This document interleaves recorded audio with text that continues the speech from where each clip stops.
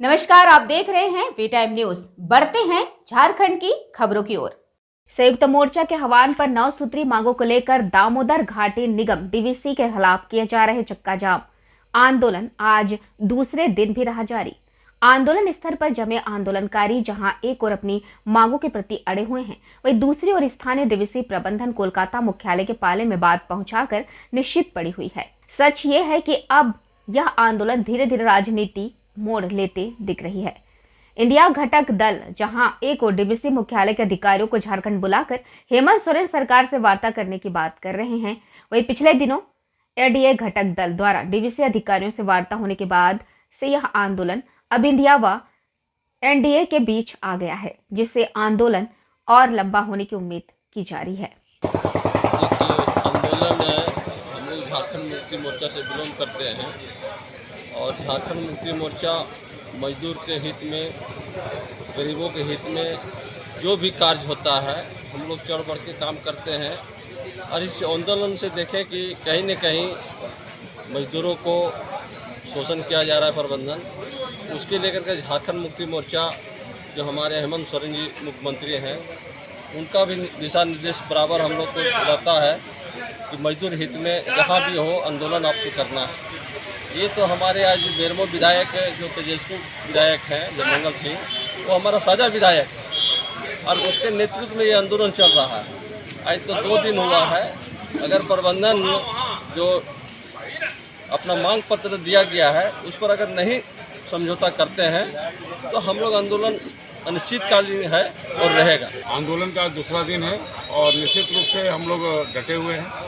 कल member secretary की माननीय विधायक जी से वार्ता हुई थी, परंतु वार्ता असफल रही। विधायक जी का साफ मानना है कि जो मुद्दे हैं, जो चिट्ठी प्रबंधन के द्वारा निर्गत की गई है, उसको तत्काल प्रभाव से निरस्त किया जाए और उसके बाद ही आगे जो मुद्दे हैं उस पर वार्ता की जाएगी।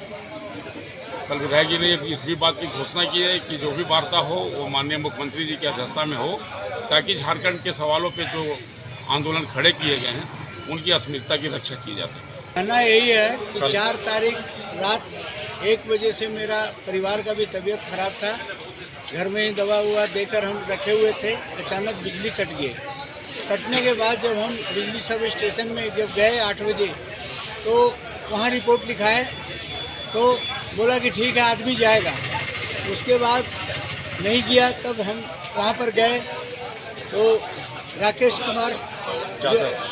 कुमार यादव जो हैं इंजीनियर, उन्होंने बोला कि हेड ऑफिस से ऑर्डर आया है और मेरा एचओपी बोला है और डीजीएम बोला है कि कोई भी रिटायर्ड पर्सेंट का लाइन नहीं जोड़ा जाएगा, ना पानी जोड़ा जाएगा। हाँ, और हम लोग बिजली का भाड़ा हम लोग का पेंशन से 1250 रुपया हर महीना एबल किया जाता है। बिजली का लाइन छूने का हम लोग का कोई अधिकार नहीं है और इस अधिकार को मानते हुए हम कोई आउटसाइडर मिस्त्री से भी काम नहीं करा सकते हैं। इसलिए हमारा समस्या को देखा जाए और नहीं तो फिर पेंशन जो हमारे भोगी हैं साथी मिलकर परेशान किया जा रहा है तरह तरह का। निश्चित रूप से यह आंदोलन जो डीवीसी से रिटायर्ड पेंशन कर्मी हैं उनकी मांगों को लेकर इस क्षेत्र के माननीय विधायक ने शुरू किया और जब जो आंदोलन करता है नियम के हिसाब से, तरीके के हिसाब से वार्ता प्रबंधन को उसी से करना चाहिए।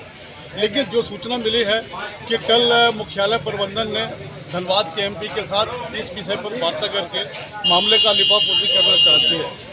संयुक्त मोर्चा संघर्ष समिति के बैनर तले पिछले 3 तारीख से जो आंदोलन बोकारो थर्मल और चंद्रपुरा में हो रहा है, यह एक न्याय की लड़ाई है और जो पेंशन कर्मी है उनका शोषण हो रहा है, उसी के रूप में यह आंदोलन है।